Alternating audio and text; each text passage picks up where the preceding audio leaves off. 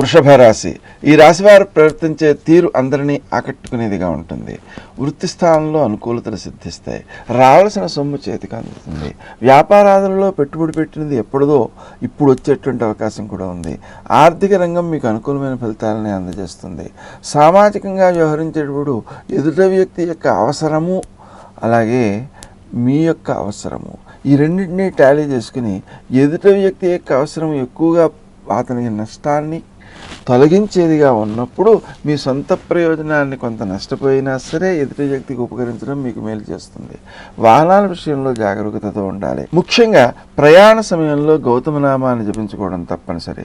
సంతాన వర్గం కోసం మీరు చేసే ప్రయత్నాలు మీ తాపత్రయం సత్ఫలితాలను అందజేస్తుంది. పిల్లవాడు అభివృద్ధిలోకి వచ్చేటువంటి అవకాశం పూర్తిగా ఉంది. ముఖ్యమైనటువంటి కార్యక్రమాలను వాయిదా వేయకుండా ప్రవర్తించడం ద్వారా ఎక్కువ మేలు పొందుతారు. ముఖ్యమైనటువంటి విషయాలలో ఆత్మీయులను సంప్రదించి మాత్రమే నిర్ణయాలు తీసుకోవడం వల్ల ఎక్కువ ప్రయోజనం సిద్ధిస్తుంది. స్నేహ సంబంధాలను వృద్ధి చేసుకుంటారు. ఆరోగ్య విషయంలో కొంత జాగరూకతతో మెరగాల్సిన అవసరం ఉంది. క్రీం అచ్యుతానంత గోవింద అనే నామాన్ని మీరు జపించినట్లయితే ఆరోగ్య పరిస్థితుల్లో అనుకూలమైన సత్ఫలితాలు సిద్ధిస్తూ ఉంటాయి.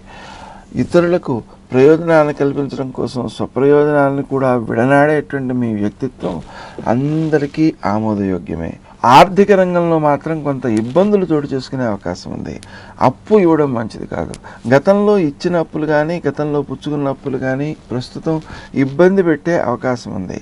ఆ అవకాశాన్ని మీరు అధిగమించడం కోసం శ్రీరామ జయ రామ జయ జయ రామ రామ అనేటువంటి మంత్రాన్ని జపించడము, అలాగే సుమంతో సుమంతో శ్రీ కార్తవీర్యార్జున నమః అనే మంత్రాన్ని జపించడము ఎక్కువ మేలు చేస్తుంది. ముఖ్యమైనటువంటి కార్యక్రమాలను వాయిదా వేయకుండా సకాలానికి పూర్తి చేసేలా చేస్తుంది. విద్యార్థులు నూతన విషయాలను స్వీకరించగలుగుతారు. వారి గ్రహణ శక్తి వృద్ధి చెందుతుంది. శ్రీ హయగ్రీవాయ నమః అనే మంత్రాన్ని జపించుకోవడం వల్ల ఎక్కువ మేలు కలుగుతుంది. ఆత్మీయులకు సలహాలు ఇవ్వడం ద్వారాను వారి నుంచి సలహాలు తీసుకోవడం ద్వారాను ఒక విషయాన్ని చర్చించడం ద్వారాను మీ అనుభవం పెరుగుతుంది. మీ యొక్క అభివృద్ధి పెరుగుతుంది.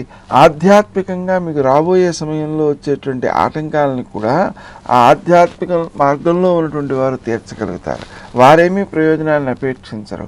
వారికి ప్రపంచానికి మేలు కలగడమే వారి యొక్క ఉద్దేశం. విద్యార్థులు నూతన విషయాలను అవగాహన చేసుకోవడం కోసం శ్రీదత్త శరణం మమ శ్రీ హయగ్రీవాయ నమః అనే మంత్రాలు జపించుకోవడం మంచిది. ముఖ్యంగా విద్యార్థులు పరీక్షలు రాసేటువంటి సమయంలో తల్లిదండ్రులు కూడా శ్రీ హయగ్రీవాయ నమః అనే మంత్రాన్ని జపించడం ద్వారా పిల్లలకు మేలు కలుగుతుంది. విద్యాశక్తి పెరుగుతుంది. పరీక్షలలో ఎక్కువ విజయ అవకాశాలను పొందగలుగుతారు.